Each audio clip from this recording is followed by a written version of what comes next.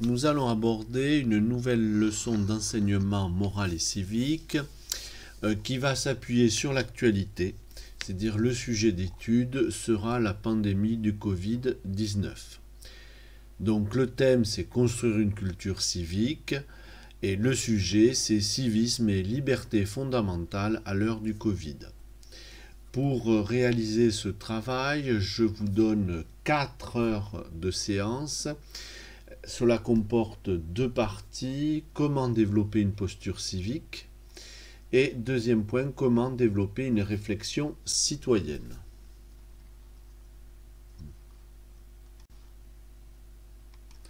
Donc la première partie, comment développer une posture civique.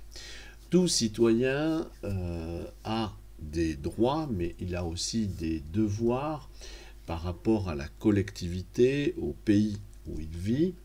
Et pour construire une véritable citoyenneté et une posture civique, il faut tout d'abord que le citoyen s'informe de manière sérieuse sur la situation, qu'il juge par rapport à ces informations quelle sera sa posture, quel sera finalement son comportement de citoyen responsable. Pour cela, dans une première étape, vous allez réaliser une étude qui porte sur l'actualité avec un dossier qui est classé, qui a un classement en 4 sous-thèmes. Ce dossier comporte des animations, des podcasts, des articles et une vidéo. Je vous ai classé ces documents, comme je l'ai dit, en 4 thèmes. Le premier que vous avez sous les yeux, c'est pour comprendre la notion de pandémie, confinement, OMS, c'est-à-dire Organisation mondiale de la santé, Covid-19, quarantaine et la notion d'état d'urgence sanitaire. Donc clairement, cette première partie, c'est pour comprendre des notions essentielles qui construisent notre actualité.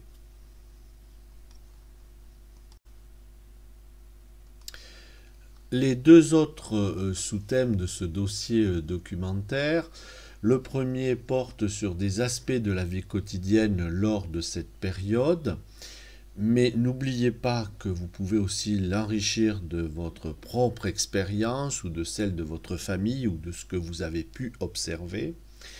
Ensuite, troisième sous-thème, c'est quoi les fausses nouvelles et leur dangerosité dans cette période particulière. Donc là, pour ça, je vous ai mis 2 animations qui expliquent cette notion de fausses nouvelles et leur dangerosité. Et vous avez une 4e partie sur la diapositive suivante qui est une vidéo qui va vous amener à avoir aussi une vision historique de cette notion d'épidémie, de pandémie.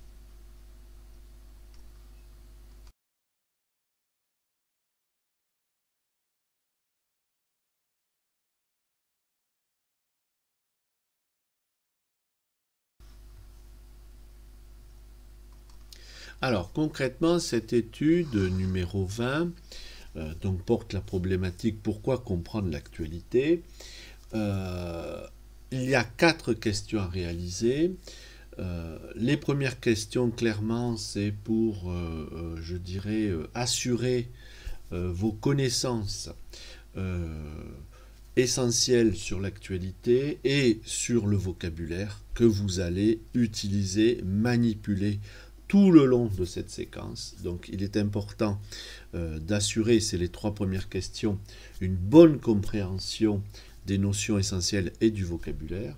La 4e question, par contre, ouvre vers une réflexion et vous incite à vous exprimer, puisqu'à partir de la définition du civisme que je vous donne, le civisme désigne le respect, l'attachement et le dévouement du citoyen pour son pays ou pour la collectivité dans laquelle il vit. Le civisme est l'état du citoyen respectueux de ses devoirs et des principes collectifs. À partir de cette définition, vous allez la reprendre, mais surtout la rendre vivante en l'illustrant par des exemples précis, tirés soit des documents, c'est clair, vous avez suffisamment de quoi faire, mais aussi, et là j'insiste, sur votre quotidien. Et il faut que vous vous projetiez, je dirais, dans cette définition aussi à titre personnel et l'illustrer d'exemples tirés de votre quotidien, de votre famille ou de ce que vous avez vécu pendant cette période.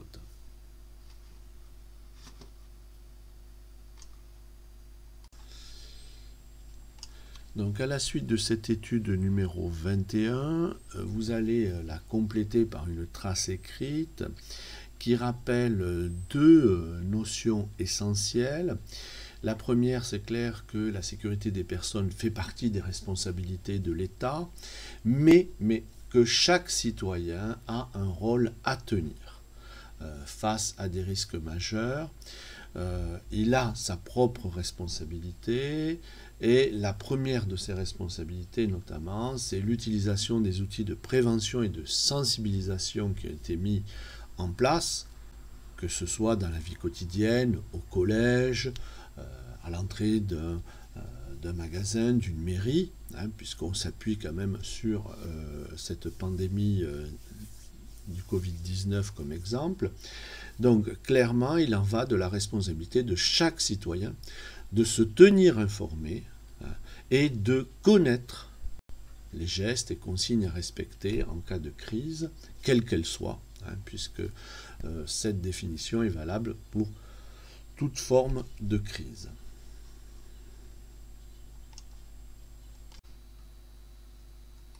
Alors, dans cette deuxième partie de séquence, comment développer une réflexion citoyenne, nous allons poursuivre notre cheminement et passer une nouvelle étape qui permet d'approfondir aussi votre réflexion. Vous allez la débuter avec la réalisation d'une carte mentale, dont le sujet est « Moi, élève de 3e, engagé à l'heure du Covid-19 ». Donc, nous passons à une étape supplémentaire. Après, je dirais, avoir compris l'actualité, compris aussi ce qu'est la notion de civisme. Le civisme appelle à l'engagement. Et donc là, nous sommes dans l'étape suivante. Donc, vous allez réaliser une carte mentale, je vous en donne un modèle. Vous êtes libre des couleurs, des formes, du nombre de flèches qui partent des 4 axes que je vous donne. Par contre, il est essentiel, le titre central et les titres des 4 axes qui démarrent la carte mentale doivent être repris tels quels. Ensuite, dernier point, bien sûr, vous personnalisez votre carte mentale. Exemple, moi je vous ai donné un exemple, moi Adrien, élève de 3e Z, engagé à l'heure du Covid-19.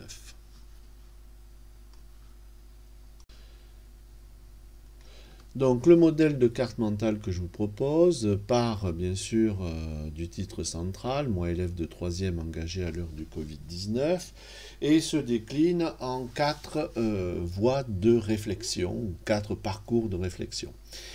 Donc tout d'abord, que faire face aux fausses nouvelles en ces périodes particulières, fausses nouvelles qui peuvent avoir des conséquences graves à titre individuel ou collectif. Ensuite, comment exprimer sa solidarité en ces temps particuliers. C'est important de montrer sa solidarité et de faire corps. Ensuite, c'est quoi des mesures sanitaires? Donc là, vous pouvez largement alimenter cette partie-là avec le dossier fourni. Et dernière partie qui est peut-être celle qui vous amènera à plus de réflexion, à de réflexion personnelle, comment avoir une posture civique dans cette situation d'exception. Et là, votre, je dirais, réflexion personnelle va construire tout le parcours de ce thème, comme celui sur la solidarité, mais peut-être plus particulièrement celui sur une posture civique.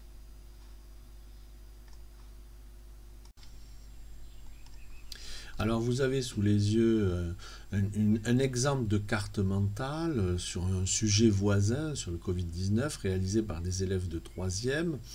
Vous remarquez que bon, ils ont travaillé sur 3 axes majeurs, hein, mais qu'ils ont beaucoup développé ensuite par un réseau de lignes leurs propres réflexions. Hein. Par exemple, si je prends la solidarité, ben, par exemple, on soutient les personnes en première ligne, on applaudit le soir à 20h les personnels de santé, on fait un don à l'hôpital, on leur porte les courses. Vous voyez, donc très clairement, prenez ces exemples pour pouvoir développer votre propre carte mentale. Si vous remarquez, il y a une partie, bien sûr, une dimension, je dirais, générale, mais il y a aussi beaucoup de vécu personnel. Selon les cartes mentales, voilà, ils ont apporté leur propre expérience, d'où ce développement parfois important.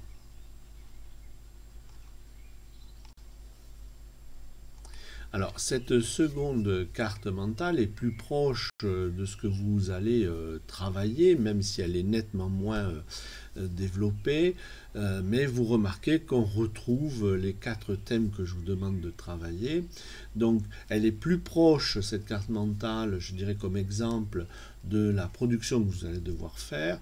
Par contre, à vous de la développer largement, hein, par rapport à votre expérience personnelle aussi, et à ce que vous pourriez penser, effectivement, si je prends par exemple, je lutte contre les fausses informations, ben voilà, ne pas hésiter à comparer les informations, je vais réfléchir à ce qu'on me dit, hein. Je peux poser des questions à mes proches, à mes parents, à mes professeurs, si je ne comprends pas, si j'ai des questions là-dessus, voilà, donc cette carte mentale qui est plus proche de ce que je vous demande, mais qui est nettement moins développée, est très complémentaire du premier exemple que je vous ai donné.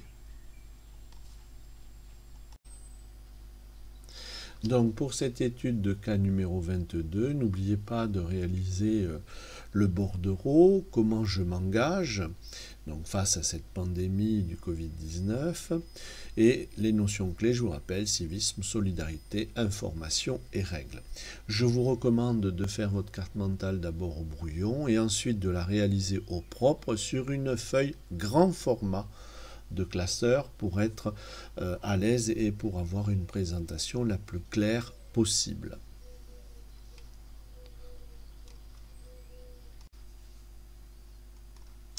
Donc vous allez poser une trace écrite dans cette deuxième partie qui se construit tout simplement autour de la notion de citoyenneté et qui reprend en partie cette dimension civique, c'est-à-dire un citoyen a des droits et des libertés, mais il a aussi un ensemble de devoirs et d'obligations qui sont liés à cette citoyenneté. C'est-à-dire les citoyennetés est un ensemble, et dans cet ensemble, bien sûr, on a des droits et des devoirs, c'est indissociable.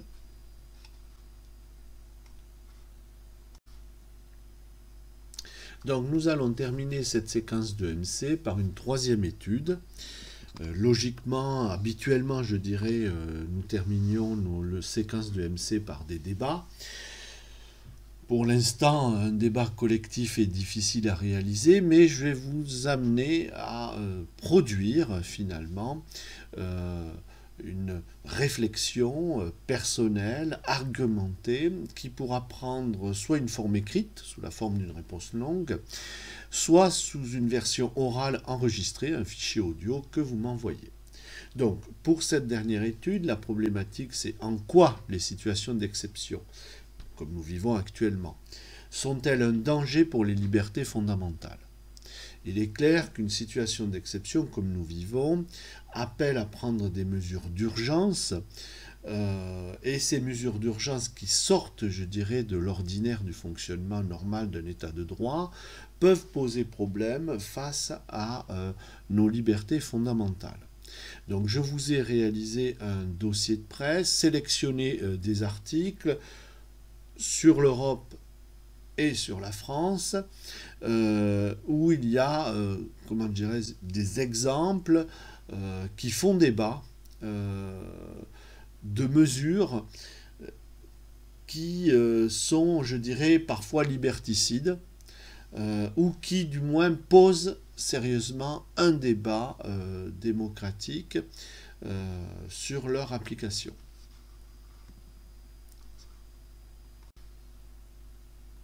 Alors, la première partie de ce dossier de presse, que j'ai intitulé Tour d'Europe, c'est une série d'articles sur des pays comme la Pologne, la Bulgarie, la Roumanie, la Slovénie, où des mesures très récentes ont été prises dans le cadre de l'état d'urgence sanitaire face à la pandémie, mesures que l'on peut qualifier de liberticides, ou en tout cas d'opportunistes au niveau politique, et qui menacent très sérieusement les valeurs démocratiques de ces pays et leur fonctionnement en tant que démocratie.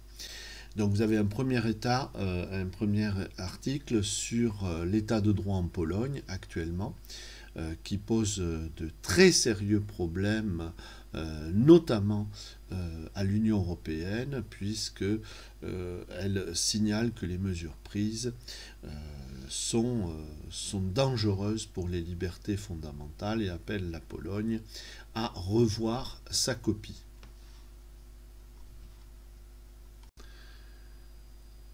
Alors nous poursuivons notre tour d'Europe avec un article tiré de Reporters sans frontières du 12 avril qui fait un état des lieux pour la Roumanie, la Bulgarie, la Slovénie, l'Albanie et la Serbie, où on a assisté bien sûr à des prises de décisions liberticides, mais aussi à une flambée de violence, de poursuites, de menaces, d'intimidation, notamment à l'égard des journalistes qui, dans leur travail d'investigation, pointent du doigt des dérives dangereuses pour la démocratie, mais aussi des dérives liées à des comportements, à des groupes mafieux qui profitent de la situation d'exception pour, je dirais, développer leur emprise.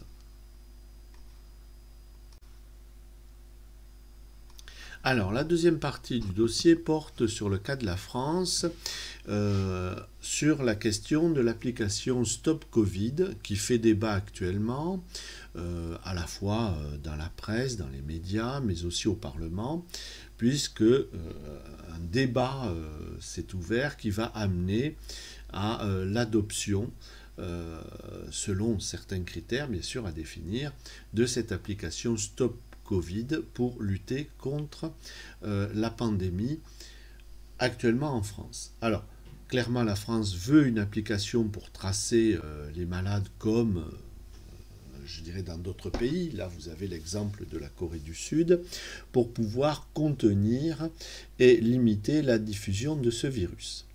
Cette application, clairement, qui va amener à tracer les malades, pose des questions d'éthique et pose des questions fondamentales sur nos libertés individuelles.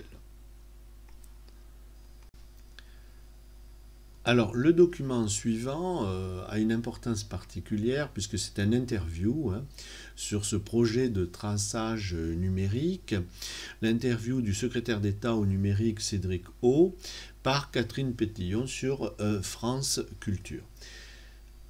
Remarquez bien, dans cet article, je ne vais pas rentrer dans le détail, il y a des questions en gras, noir, qui, je dirais, retracent l'essentiel de cette interview menée par cette journaliste, et vous avez ainsi structuré toute la réflexion, et je dirais presque l'essentiel du débat, sur cette question du traçage numérique des malades en France.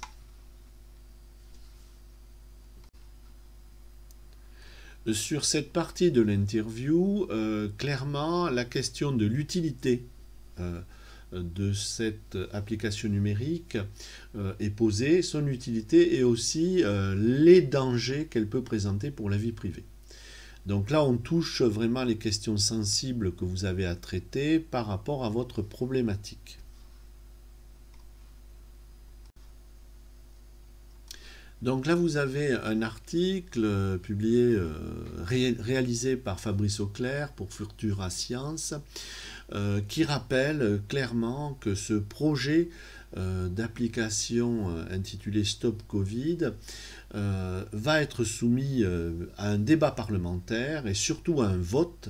C'est-à-dire que le Parlement peut rejeter ce projet ou en tout cas le modifier.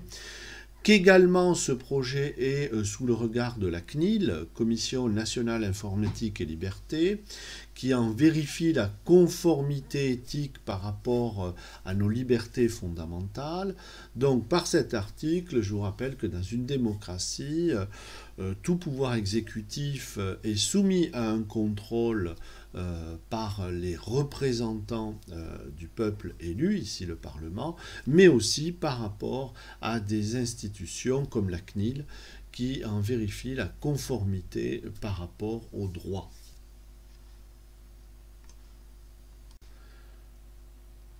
Alors, ce débat en France est nourri, et vous allez le voir dans cet article de Fabrice Auclair, est nourri par la crainte que finalement votre téléphone portable ne se transforme en bracelet électronique qui permet de contrôler le moindre de vos déplacements, voire de sanctionner en cas de non-respect des règles. Alors, ce dernier article pose un autre point de vue. Donc, cet article, réalisé par Benoît Bouscarel, est un entretien avec Stéphane Grumbach, professeur à Sciences Po et directeur de recherche à l'INRIA, Institut national de recherche en sciences et technologies du numérique.